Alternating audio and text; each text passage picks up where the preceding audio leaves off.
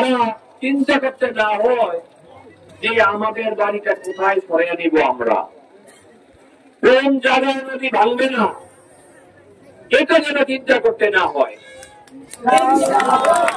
আপনারা সকলে দোয়া করবেন এবং একটি ভোটের ব্যবস্থার জন্য আমরা যে যুদ্ধ করে যাচ্ছি, আমরা যে লড়াই করে যাচ্ছি, সেই লড়াই আমরা জয়লাভ করব এবং আপনারা ভোট দিতে যাবেন, তাদের সৃষ্টি ভোট দিবেন। এই দ্বিবার্ষিক সম্মেলন উপলক্ষে কিছুক্ষণ আগে আমাদের জেলা বিএনপির সাধারণ সম্পাদক অ্যাডভোকেট সলিমুল্লাহ সেলিম সাহেব নাম ঘোষণা করেছেন। এই ঘোষণার পরে আগামী 2 বছরের জন্য ধানের শীষকে আরো শক্তিশালী করার জন্য, তারেক রহমানের হাতকে আরো শক্তিশালী করার জন্য এই কমিটি ঘোষণা করা হয়েছে এবং সকল ওয়ার্ডের সমন্বয়ে একটি শক্তিশালী কমিটি আগামী কালকের মধ্যেই জমা দিতে হবে এবং আপনারা আগামী 26 তারিখে সদর উপজেলায় সদর উপজেলার সম্মেলনে সকলে যোগদান করবেন। সেখানে আঞ্চল উপজেলার আগামী 2 বছরের কারা প্রতিনিধিত্ব করবে সেটা ঠিক করা হবে। সেই প্রোগ্রামে আপনাদের মতামতের ভিত্তিতে প্রিয় সংগ্রামী ভাইরা, আমি আসার সময় নীলকমলের একজনকে জিজ্ঞেস করলাম, এত বড় মাঠ এই গ্রামে তো থাকার কথা না। বলল যে যারা পড়ে গেছে ভবিষ্যৎ তারা সরকারি জমি দখল করে এত বড় একটি মাঠ করেছে, তারা কোথায় আর আপনারা কোথায়? তারা পলাতক, তাদের যেন পায়ের ধুলার নীলকমল ইউনিয়নে না পড়ে আপনারা সেদিকে সজাগ দৃষ্টি রাখবেন। আমি কিছুক্ষণ আগে আপনাদের আরেকজন প্রিয় মুখ প্রথম চেয়ারম্যানের সাথে কথা বলছিলাম। উনি আমাকে জানালেন এই চেয়ারম্যান বাজার, এই জায়গাটার নাম না, এখানে 2টি ওয়ার্ড অবস্থিত। এই 2টি ওয়ার্ডে জনসংখ্যার অনুপাতে কোন পুলিশ ফাঁড়ি নাই। আমি আজকে আমাদের মহামাননীয় পুলিশ সুপার সাহেবের সাথে আলাপ করবো, আমি এবং আমাদের সাধারণ সম্পাদক মিলে যেন এখানে একটি অস্থায়ী ফাঁড়ি তৈরি করা হয়।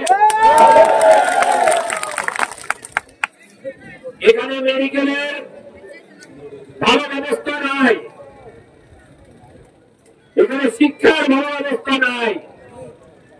আমি এবং আমাদের সাধারণ সম্পাদক জেলা বিএনপির আমরা খুব সহজেই চাঁদপুরের ডিসি মহোদয়ের সাথে আলাপ করবে যে এখানে বাচ্চাদের লেখাপড়া এবং স্বাস্থ্য সেবার মান নিশ্চিত করার জন্য আমরা আমাদের সাথে কথা বলব।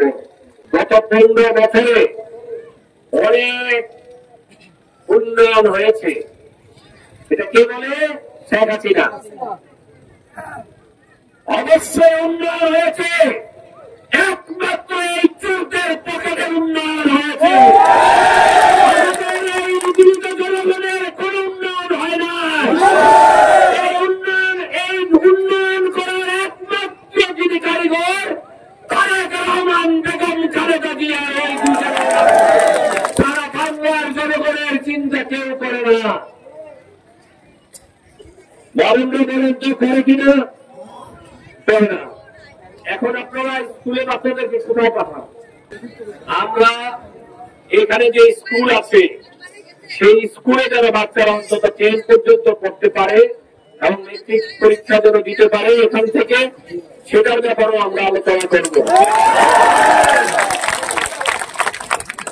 এই মুহূর্তে আমরা আপনাদের রাস্তাঘাট নিয়ে আলোচনা করে লাভ নেই, কারণ এই থেকে যদি বাঁধের আওতা নেওয়া না হয় তাহলে রাস্তাঘাট করে সরকারের অপচয় হবে।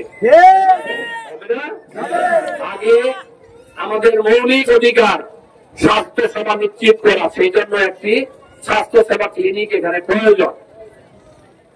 যদি কোনো কারণে রাত্র 2টা-2টার সময় একজন লোক অসুস্থ হয়, তাকে এই নদী পার করে চাঁদপুর যাওয়া বা হ্যাংচো যাওয়া এটা অনেক কষ্টের কাজ নাকি?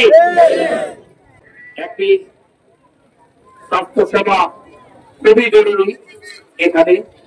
প্রিয় ভাইরা, আপনারা, আমরা আকাশের অবস্থা ভালো না, আপনারা দূর দূরান্ত থেকে আসছেন, আমরা চাঁদপুরে যাব, আপনারা দোয়া করবেন যেন আমরা পরিচর্যা করতে পারি। আমরা আপনাদের জন্য দোয়া করবো, যারা দূর দূরান্ত থেকে আসছেন তারা যেন বাড়িতে পৌঁছতে পারেন।